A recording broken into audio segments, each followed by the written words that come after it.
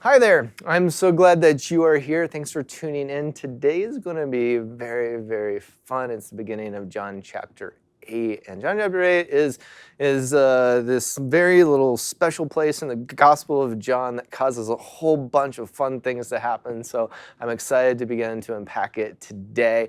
Following the sermon, there's going to be a conversation, just talking about the sermon, to be able to unpack and explore and converse.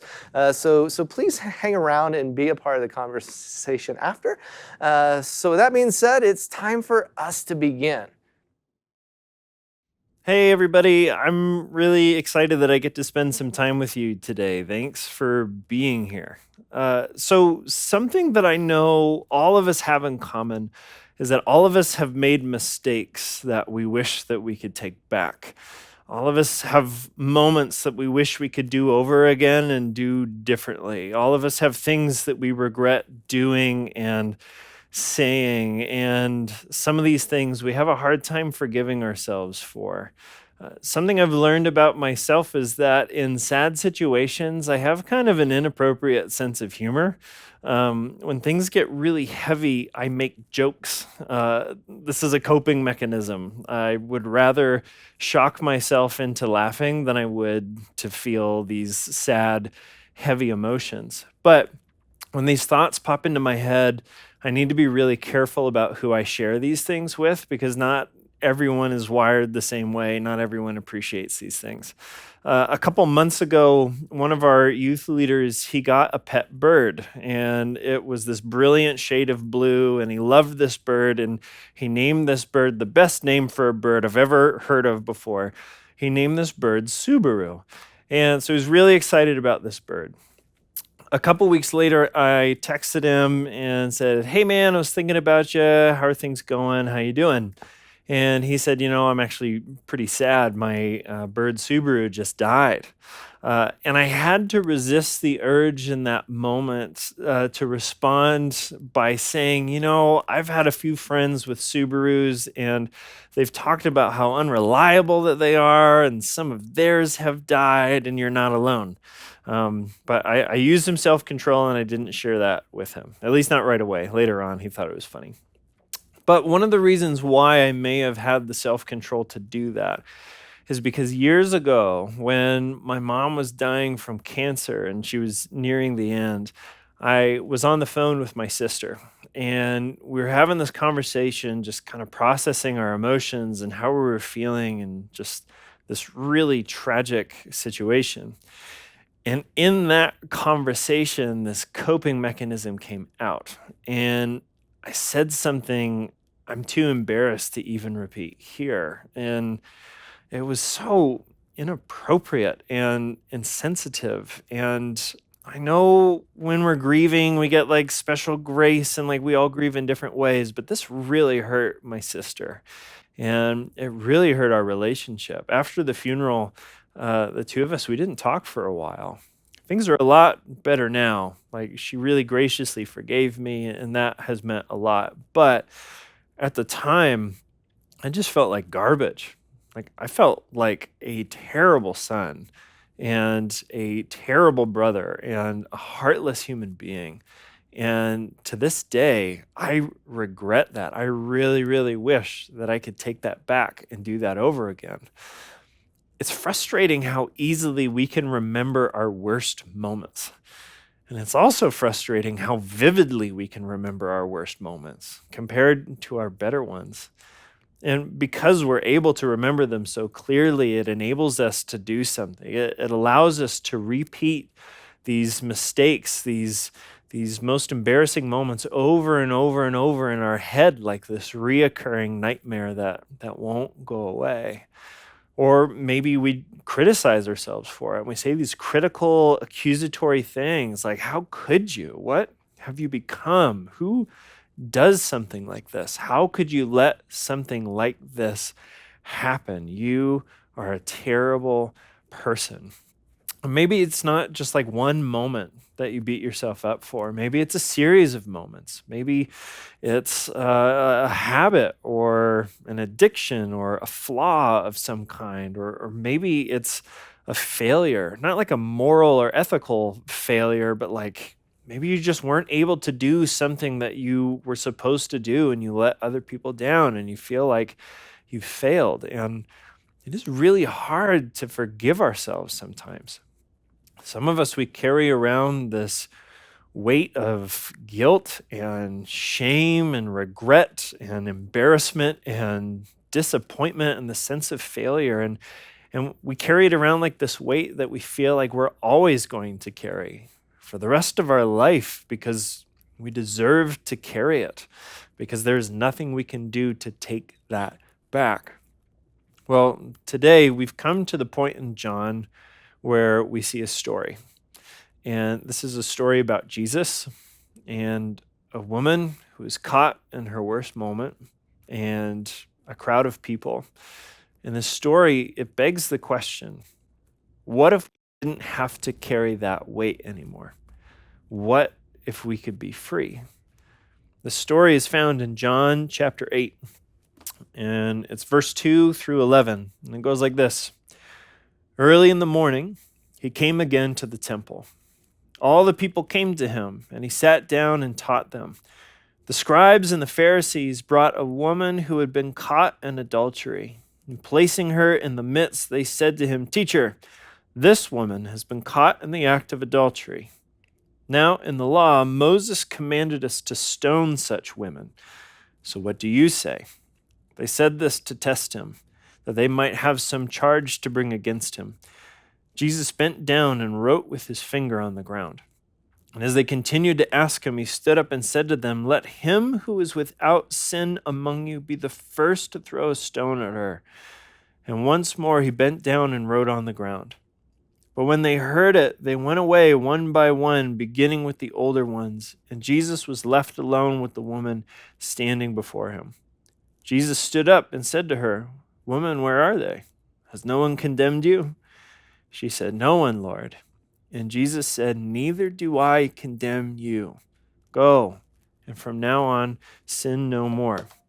So in the story, we find Jesus. For the past few days, early in the morning, he's been walking into Jerusalem and into the temple courts, this big open-air courtyard, and sitting down and teaching to whoever wanted to come and sit and listen. And I am incredibly jealous of these people who got to experience that. I wish I could have been there.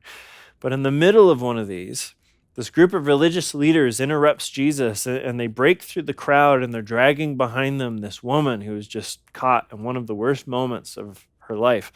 And they throw this woman in front of Jesus, and they publicly shame her for what she has done, and they talk about killing her. And they're doing this to trap Jesus. You see, if Jesus was to say that they should let this woman go, he'd basically be saying that the law of Moses is incorrect or it doesn't matter, and that would get him into a ton of trouble.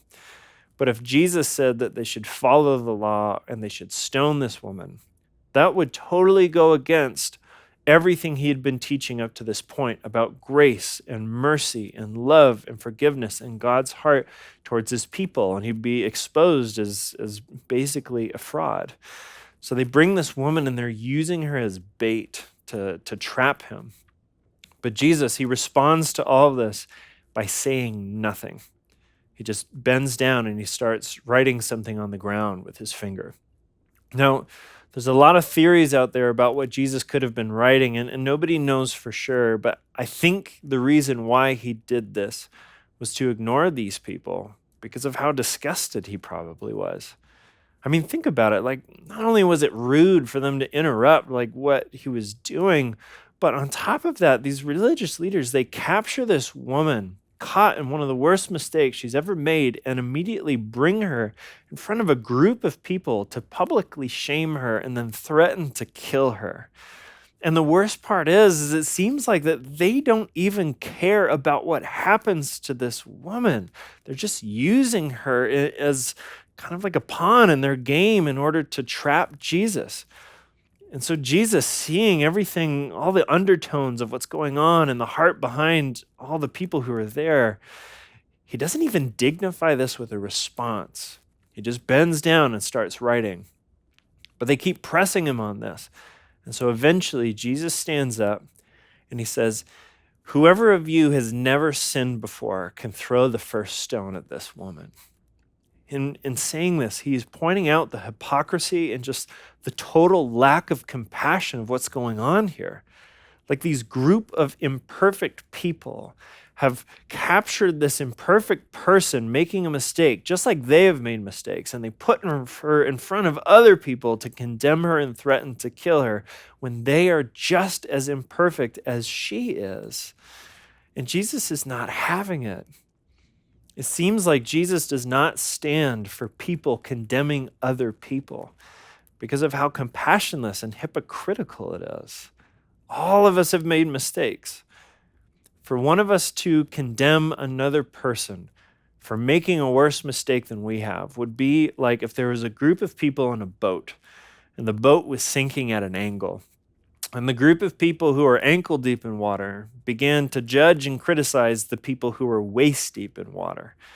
Now, not only would that be ridiculous, but these people, they're totally ignoring the fact that they are in just as much need of rescue as these people are. And they are doing absolutely nothing to solve the situation that they're in. When we condemn another person who has made mistakes just like we have, it is ridiculous and it is totally ignoring the fact that we are in just as much need of help as they are. And we're doing nothing to fix the situation. So Jesus, he's standing up and he's saying that the only person qualified to condemn someone who has made a mistake is the person who has never made a mistake before. And the only person in this story that matches that description is Jesus. So all these people, they leave, and it's just Jesus and this woman. But here's the curious thing. Even though Jesus has never made a mistake, he doesn't even condemn this woman. Look again at verse 10 and 11. It says this, Jesus stood up and said to her, "Woman, where are they? Has no one condemned you?" And she said, "No one, Lord." And Jesus said, "Neither do I condemn you." Condemnation is kind of a heavy word. If you were to work it regularly into just like normal conversation, it's not going to make you a whole lot of friends. But here's kind of a good definition for a word we don't use a whole lot. Condemnation is when someone tells another person that their mistakes are now an inescapable part of who they are. Condemnation tells us that our mistakes are an inescapable piece of who we are. It is your identity. It defines you. You are condemned because it is a part of you now that cannot be separated from you. This is it. In the Bible, when someone was condemned, it often came with some sort of punishment. But honestly, I think one of the worst consequences of condemnation is from that point forward, people would view you, they would identify you by the mistake that you had made. You are now a liar. You are a thief. You are a murderer. You are an adulterer. You are a heretic.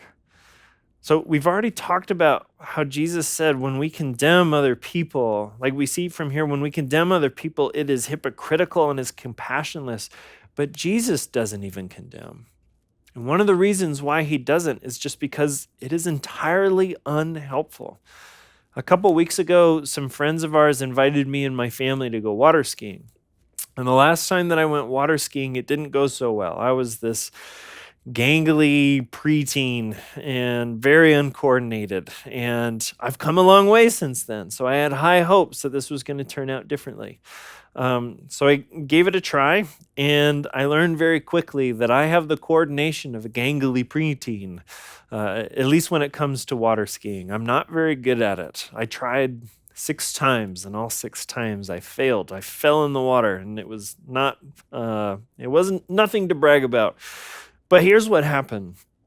Every time I tried, so I'd hold on to the rope, and the boat would get going, and I'd flop into the water, and the boat would come around to drag the line in front of me so I could grab a hold of it again. But every time this happened, when the boat went by, my 5-year-old son, he would lean over the edge and say things like, "You're not very good at this, Papa." And I'd grab hold of the line and the boat would take off and I'd fall in the water and the boat would come around and he'd lean over the edge and say, "You fell in the water again, Papa. You need to stop doing that." And I would grab a hold of the line and the boat would get going and I'd fall in the water.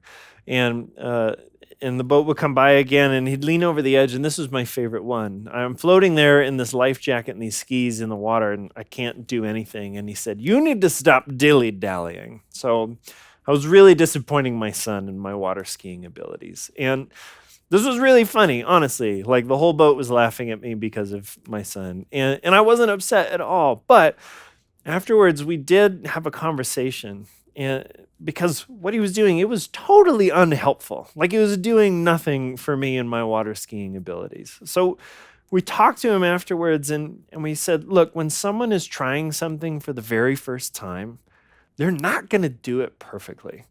They're going to make mistakes. And they don't need someone criticizing them for the mistakes that they're making. They need someone to encourage them and lift them up. Well, think about this. Every single one of us is trying life for the very first time. None of us have done this before. For all of us, this is our first go of it.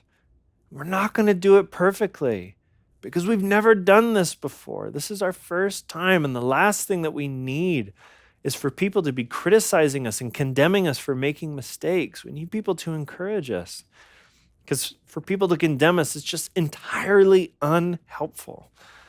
So Jesus doesn't condemn because it doesn't help, but also because it tells people that they are just beyond any kind of help. Remember, condemnation says that what you've done is an inescapable part of who you are. You are beyond help. This is your identity now. Lately, I've been listening to this podcast where these people, they have been going inside San Quentin State Prison and interviewing inmates and asking them what it's like to be in prison. And it's been fascinating. I've been learning so much. And I've learned that San Quentin State Prison is kind of unique. They have this huge value in rehabilitation. And so they have all these classes and opportunities that the people incarcerated there can be a part of. And I've been surprised by the amount of hope and purpose and laughter and community that is found there. I would not have expected that. But recently, I listened to an episode that felt very different. There is a building in San Quentin Prison that houses a group of inmates.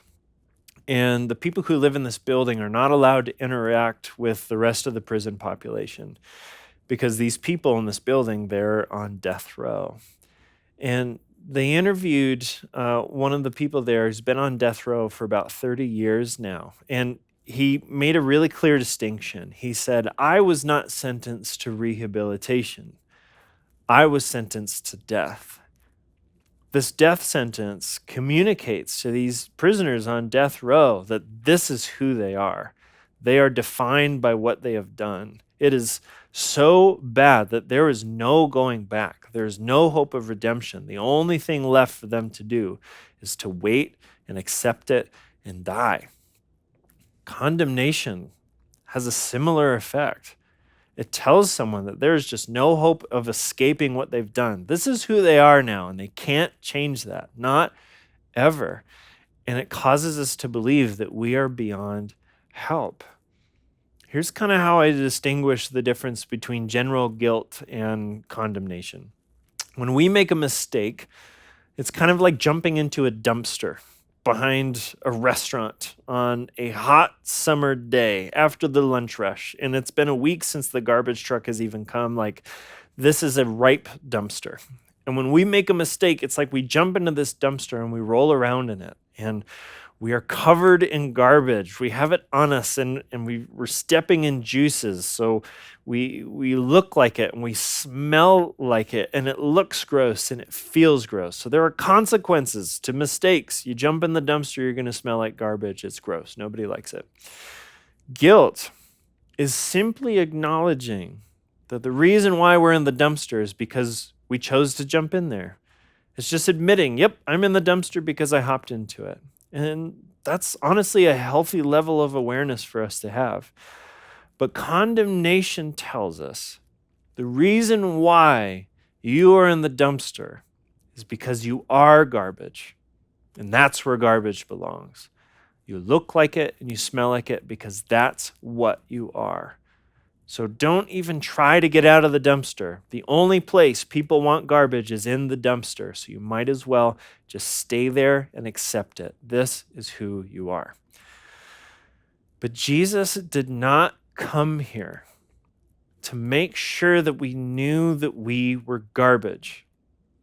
Jesus came to hop into the dumpster himself and give us a boost out of there and then wash us off so that we could see who we are, so he could show us who he made us to be. To condemn another person is compassionless and hypocritical, but Jesus doesn't even do it because it doesn't help and it tells someone that they're beyond help. He doesn't condemn because Jesus did not come here to condemn. He came here to rescue. A lot of us are familiar with John 3:16. If you're not, I'll read it for you. It goes like this: "For God so loved the world that he gave his only Son, that whoever believes in him should not perish but have eternal life." But the very next verse, verse 17, says this: "For God did not send his Son into the world to condemn the world, but in order that the world might be saved through him." Guys, when Jesus came here and took on our sin and then died with it and then came back from death, conquering death, he didn't just let us out of death row. He released us from the entire prison. He has set us free, which is why 2 Corinthians 5:17 says this: "Therefore, if anyone is in Christ, he is a new creation. The old has passed away. Behold, the new has come." Condemnation says that we can't escape our mistakes, but this says that Jesus has separated us from them. So now we can see who we really are. 1 Peter 2:9 says this: "But you are a chosen race, a royal priesthood, a holy nation, a people for his own possession, that you may proclaim the excellencies of him who called you out of darkness into his marvelous light." The message of condemnation is the opposite of the message of Jesus. Our mistakes are not an inescapable piece of who we are. Jesus has separated us from them. We are a new creation. He has brought us out of darkness into light. He's brought us out of darkness into light. So you can see in this story, when this group of religious leaders that is supposed to be compassionately caring for their people drags this woman caught in her worst moment in front of a group of people to publicly shame and condemn her and then talk about killing her as nonchalantly as if they were talking about taking out the garbage. You can see why Jesus didn't even dignify this with a response, because that is not what Jesus came to do. He did not come to condemn. And so he stands up and chases off her accusers. And then he looks at her and he says, "I don't condemn you either." And because Jesus came to rescue, he tells her to do two things that sound so simple, but they are so significant, because these things are impossible for us to do if we are condemned. He tells her, "Go and sin no more." These are things that we can only do if we are not condemned. Jesus tells her, "Go, be free from condemnation, be free from the dumpster, be free from death row, be free from this court of voices that is trying to define who you are by the mistakes that you have made. Go, be free. You can let go." And because we are free, he tells her, "Sin no more," which I'll admit sounds a bit too simple. It's not often as easy as just stopping. Usually it's more complicated than that. But the point here is that it's possible. if we are condemned, if this is an inescapable piece of who we are, why even try to stop? Why even try to get away from it? Again, if we are garbage, why even try to get out of the dumpster? That's where we belong. It's who we are. But if we are not condemned, if we are not defined by our mistakes, if we are not garbage, it's as simple as recognizing that and getting out of the dumpster so we can get washed off again. Jesus did not come to condemn. He came to rescue. He came to set us free so that we could go, so that we could sin no more. I read this true story about a woman not long ago, and because of a very traumatic childhood, she had always had a problem with alcohol. She couldn't stay sober for more than 3 months at a time. And one day, her and her husband and her 2 kids, they started going to a church. And by going to this church, she met Jesus. And she started to develop this deep, beautiful relationship with him. But not long after that, she had this huge relapse. Like, it was really bad. She ended up moving out of her family's house and living on the streets. She got divorced. She met a new guy. She started doing really hard drugs, contracted hepatitis, and she nearly overdosed a couple of times. But throughout that whole time, Jesus had never given up on her. God inspired her ex-husband to invite her and her new boyfriend to move into his basement so that they could detox in a safe place off of the streets. And once that initial detox was over, they moved into a recovery home. And while they were there, this woman had this incredible encounter with Jesus where Jesus made it so clear to her that he was not angry or disgusted with her. He was just grieved by watching her be in so much pain. And then he did something incredible. Miraculously, he healed her addiction. He healed her hepatitis. He even healed her boyfriend's addiction. And when the 2 of them left the recovery home sober, the boyfriend proposed to her. And who did she ask to give her away at the wedding? Her ex-husband. And in this incredibly beautiful act of forgiveness, that's exactly what he did. He gave his ex-wife away to be married. And these 2, they got married. And soon after they got married, she was really missing her kids. And so the ex-husband invited her and her new husband to move into his house again so that the 3 of them could raise their kids together. In the mornings, her ex-husband and new husband would study the Bible together. It's been 10 years since then, and they've moved out of her ex-husband's house. He's gotten remarried. They've been 10 years sober. Her new husband owns this business that hires addicts in recovery, and she's gotten her master's, and she's now a marriage and family counselor, helping people walk through incredibly difficult situations like she has. How many points in her story could we condemn her? Alcoholic, bad mom, bad spouse, addict, failure. But at no point in her story did Jesus condemn her. Not when she couldn't stay sober, not when she left her church, not when she left her family, not when she started harder drugs, not when she nearly overdosed a couple of times, because Jesus did not come here to condemn. He came to rescue. And so he showed her that she could go, that she could sin no more. And that's exactly what he did, because he did not come to condemn. He came to rescue. When we condemn another person, it is hypocritical and it is compassionless. And on top of that, it doesn't help the person. In fact, it tells them that they are beyond help, which might make them not even want to seek help themselves. Now, the easy conclusion to come to from all this is that we shouldn't condemn other people. And that's true, but it's so much deeper than that because there's some beautiful, good news here. If we can recognize that condemning another person does nothing to help them, and if we can recognize that Jesus did not come to condemn and we are to follow his example, this doesn't just mean that we shouldn't condemn other people. It means that we have been set free from having to condemn other people. We don't have to do that anymore. Remember, condemnation tells someone that because of what they've done, that is now who they are.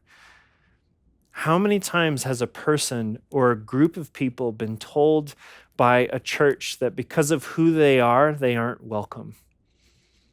That's not what Jesus came to do. How many times has a family cut off a member of their own family and told them because of who they are, they can't be a part of the family anymore? That's not what Jesus came to do. How much pain and heartbreak and division and separation has been communicated by a church or a Christian or a group of Christians because they felt like they were supposed to. That's not what Jesus came to do. We don't have to bring the people in our life in front of Jesus and ask if he accepts or rejects them. We already know the answer. Is there a person or a group of people that you have felt like you can't associate with because of who they are? You don't have to separate yourselves from them anymore. Is there a member of your family that has been cut off from their family because of who they are? You don't have to separate yourselves from them anymore. There are people who sadly believe that it is their personal mission to convince certain groups of people that because of who they are unacceptable to God. What a sad, terrible, tragic, heavy burden that must be for those people to carry. If that's you, you don't have to do that anymore. It's not what Jesus came here to do. If you feel like it is your duty or your responsibility to convince someone that you know that because of who they are, they're unacceptable to God, you don't have to do that anymore. The good news here is that we have been set free from needing to condemn other people. But here's the thing. I have heard so many sermons on this passage, and I think every one of them was about how we treat other people. But the way that these religious leaders treated this poor woman, I can't imagine any single one of you doing the same thing to another person. Like, can you imagine that if we were in a church service and someone came up on stage and interrupted it and brought someone that they knew up on stage and publicly exposed the worst mistake that person had ever made, and then make the suggestion that they should wait outside and on our way out the door, we should all take turns spitting on them? We would be disgusted by that. None of us would be okay with that. We would be appalled because that's not who we are. We wouldn't do something like that to another person. But here's the thing. We actually do this because there is a person we know that we feel deserves it. And there is a person we know that we feel we have full permission to do this to. We do this to ourselves. All of us have made mistakes that we wish that we could take back. All of us have moments that we could do differently. All of us have things that we regret saying and doing. And maybe you have a really hard time forgiving yourself for that. When we replay those worst moments of our lives, those worst decisions we've ever made over and over in our head like a reoccurring nightmare, when we repeatedly beat ourselves up and accuse ourselves and criticize ourselves for making that mistake or those mistakes or that failure, we are reenacting this story. And we are playing both parts. We are both the victim and the accuser. When we do that to ourselves, it's like we're dragging ourselves out into the street and throwing us on the ground and putting ourselves on trial and condemning ourselves and accusing ourselves and telling ourselves, who does something like this? What have you become? Who lets something like this happen? Who are you anymore? You're garbage. You're a disappointment. You're a failure. You're a terrible person. You're a terrible spouse. You're a terrible parent. You are an awful human being. The more we do this to ourselves, the more condemned we feel. And the more we begin to believe that the things that we've done are an inseparable part of who we are, the more we begin to believe that we are beyond help. But let me ask you a question. When we do that to ourselves, what would happen if we invited Jesus into that moment? Based on this story and based on who he is, what would he do? Would he join the condemning voices? That's not what he came here to do. He would work his way through the crowd until he was standing beside you and put his hand on your shoulder, his very presence exposing how compassionless and hypocritical your own condemning voice is towards yourself. And when those voices die down and it's just you and him, what does he say? I don't condemn you. Go, be free. Be free from this prison. Go, sin no more. And if you don't know how, I'll show you. Ask me for help, and I'll show you. I'll show you who you really are. What are you unable to forgive yourself for? What is it that you've done that you're dragging yourself into the street and putting yourself on trial for over and over and over? Jesus is showing us that you don't have to do that anymore.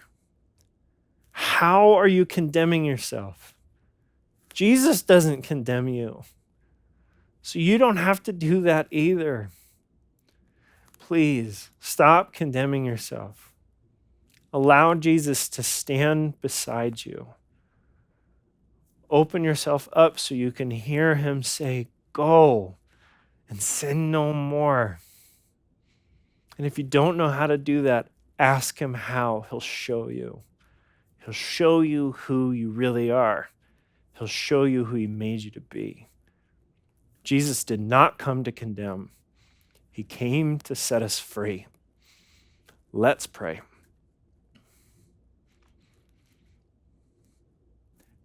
In this prayer time, I want us to do this prayer exercise. Like we talked about, when we beat ourselves up for something over and over, we are reenacting this story. So I want you to imagine that you are the woman in this story. Picture it in your mind, and you're surrounded by this crowd of condemning voices. What have you done? What is it that you have such a hard time forgiving yourself for? What is the reason why they have drug you out into the open like this? And what are the things that you say to yourself to criticize yourself, to accuse yourself? Whatever that is, I want you to imagine this crowd of people saying that to you in that setting.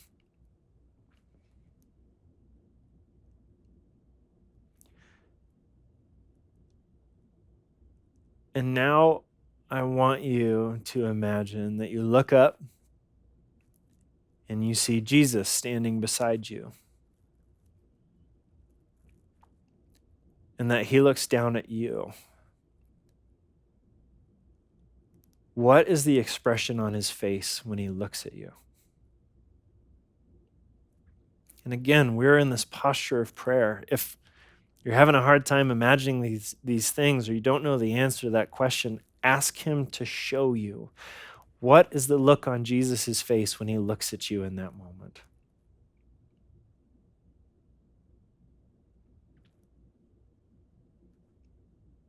Okay, now imagine that he turns to the crowd of voices that are condemning you. What does he say to them?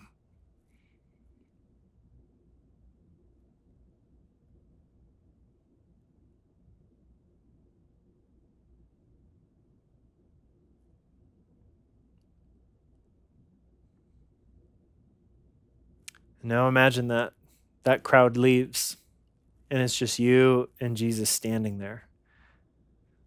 What does he say to you?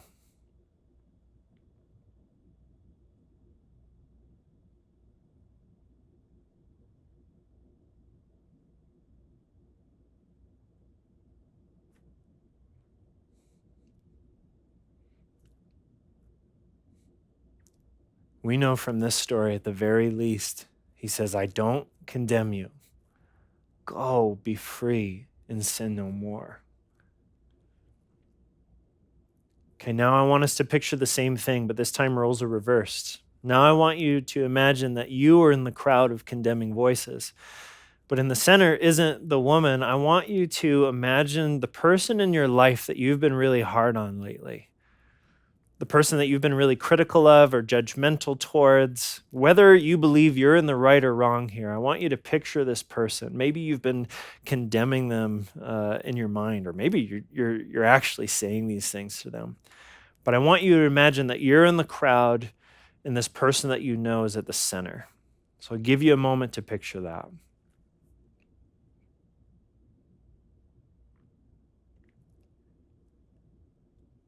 Now I want you to imagine that Jesus moves through the crowd and is standing beside that person that you know.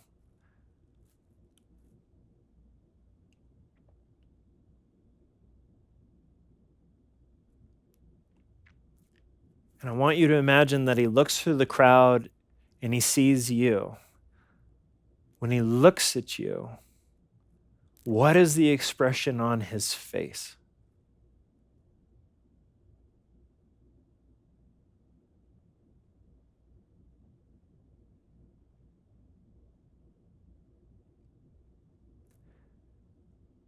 If the face you see doesn't have a layer of love to it, it's wrong. Even in the crowd, Jesus has such a heart of love towards you. What is the expression on his face? Okay, now imagine that the rest of the crowd leaves and it's just the three of you. It's Jesus standing with this person that you know and you standing across from them. And I want you to imagine that Jesus invites you to let go of the stone in your hand and walk over and stand beside that person as well.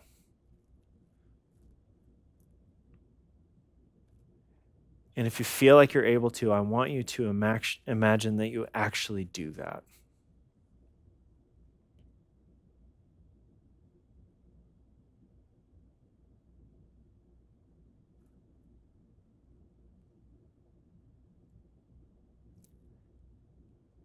If you felt like you were able to, how does it feel to stand next to that person and so close to Jesus with empty hands?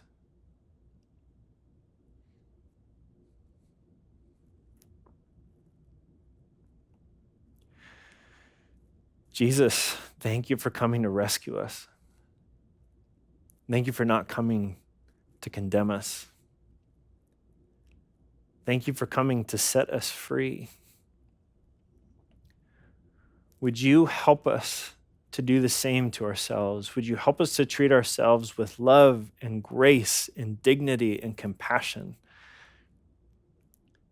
And seeing the love and grace and dignity and compassion that you treat us with, would you help us to do the same to others? You did not come to condemn, so we don't have to either. Help us to embrace the freedom that you give us and join you in sharing that freedom with others as well.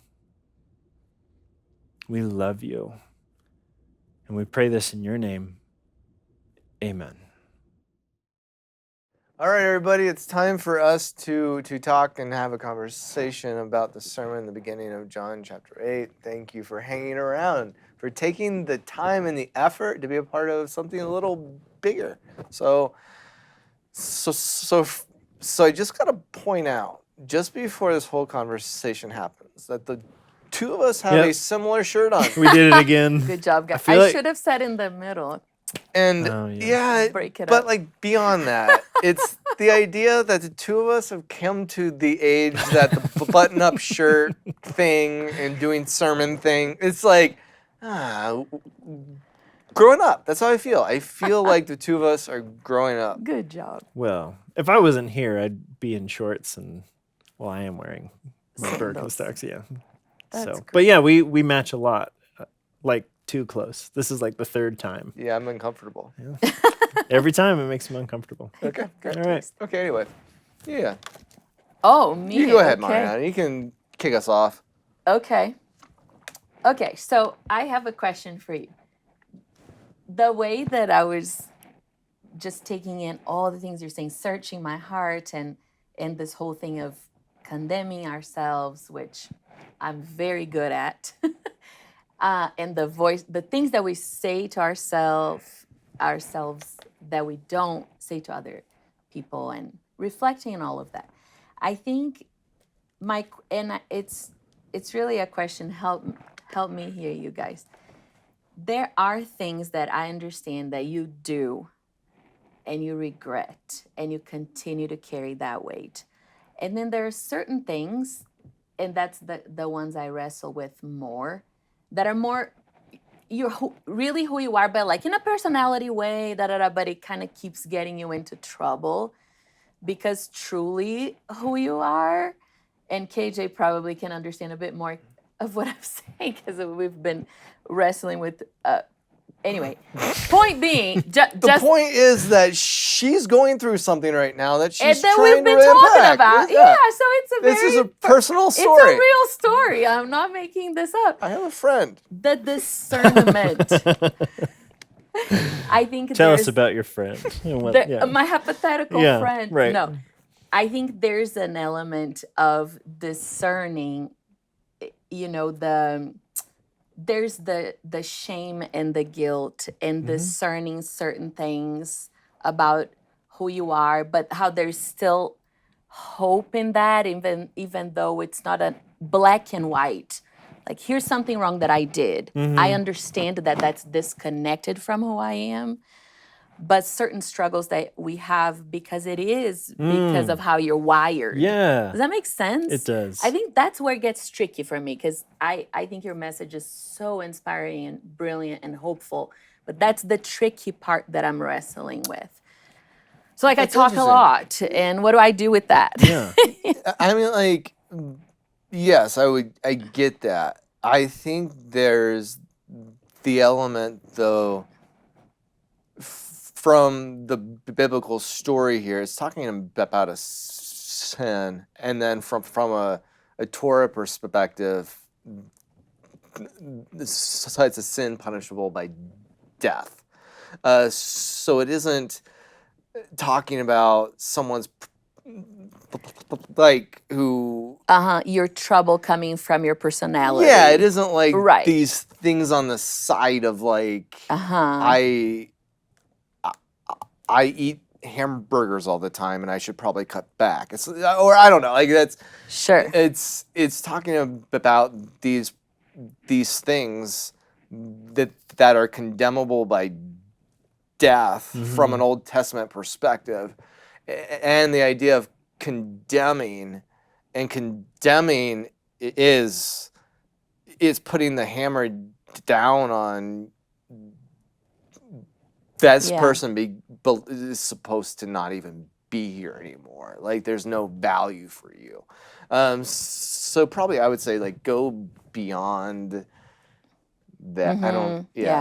Yeah, and I think because the analogy of the dumpster, for example, I think the times that I have experienced personally, I am trash and I belong in this dumpster. It's when it's all tied up together with things that, why do I circle back to these same difficulties or the same, and that's when it's harder to discern. I'm not trash. I don't belong in the dumpster. But anyway, Yeah, that's tricky when it's so ingrained into who you are. Yeah. I wonder if it's correct to say this is a part of my personality. I don't know. Explain that a bit more. I don't know. Well, it's hard when we're being so vague about what we're talking about here. Sure. I'm not trying to draw you out more. No, please don't do that. No. I don't know. Sometimes we say stuff like that, and that might be a form of condemnation in itself. Of oh, this is just who I am. Or maybe that's just a darker version of a part that is genuinely who you are, and there's a better form of it. We've been in conversations where we talked about it's there's parts of our personality and they have different roles, and if they are in this role but they weren't designed for that role and they're trying to do something else, it just gets messy. But I don't know. I think a lot of where this came from is just like myself and others are just so hard on ourselves, and we're trying to eliminate like any hint of imperfection so that it doesn't like show on us, and we just beat ourselves up for it. And yeah, that's so hard and so heavy, and I don't think that's the right way to go about it. I really love that. I think that's a good answer for. I will sit on that, because maybe part of it is the grace that is lacking, and where do we need to offer ourselves grace, or to what standard are we holding ourselves to compared to even like what God, what is God expecting of you and what you are expecting of yourself? I don't know. I think there's definitely, God will give me grace a lot more. He gives a lot more grace than I give myself. So I like that a lot. Thank you. All right, so kind of turning the corner a bit here, because it's something I'm excited about, is just the whole Gospel of John, I guess, and the authorship of John. Yeah. From spending the time that you spent on John 8, and that first chunk of John 8, tell me the thing that you believe that is John's goal in telling this story. And it's coming from I don't think he's talking to the individual about being condemned or to not be condemned. And in fact, he's telling something about the trajectory of Jesus somehow, or something that hasn't been shared before. Yeah. Man, that's a tricky question to answer. I know. And a part of the reason why it's tricky is because, like, if you looked at this in your Bible, you'd see all these footnotes that talk about, like, in the earliest manuscripts that have been found of John, like, this story is not in there. So a lot of people believe that John wasn't even the one who wrote this story. But it's been kept in there because of how consistent it is. And the just like Jesus's heart and the way that he treats women and like all these different things. And like, so I tried to bring in other verses that like back up the things that are in this story. So for my own sake of like, should I even say this if like there's even question of whether or not it's supposed to be in here? So something I was looking for is like from the series of like, I feel like I've started to get a good grasp of John's voice. And it doesn't sound like his voice. Right, exactly. And it really, it's hard. And so for me, it really felt like I was stepping out of the John series and just like, okay, we're going to do due diligence to this passage, and then we're going to continue the John series. So help me understand what in this chapter doesn't sound like John. Just help us understand. What can you point out like this doesn't belong with everything else? I don't know. Like if you heard like a kid's voice in a crowd and someone asked you, what does not sound like your kid's voice in that kid's voice? You'd be like, I'm not saying I know John to the degree that I know my child's voice. But like, I don't know.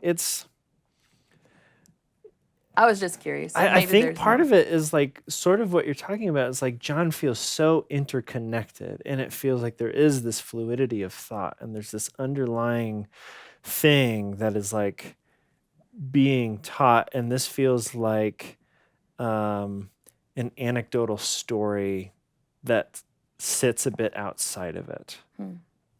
I don't know. I could be wrong, but that's just kind of how it feels.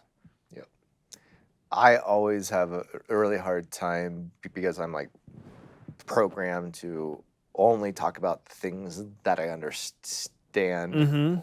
So if I can't say it and be certain, and so John chapter 8 is very hard for me because I'm like, I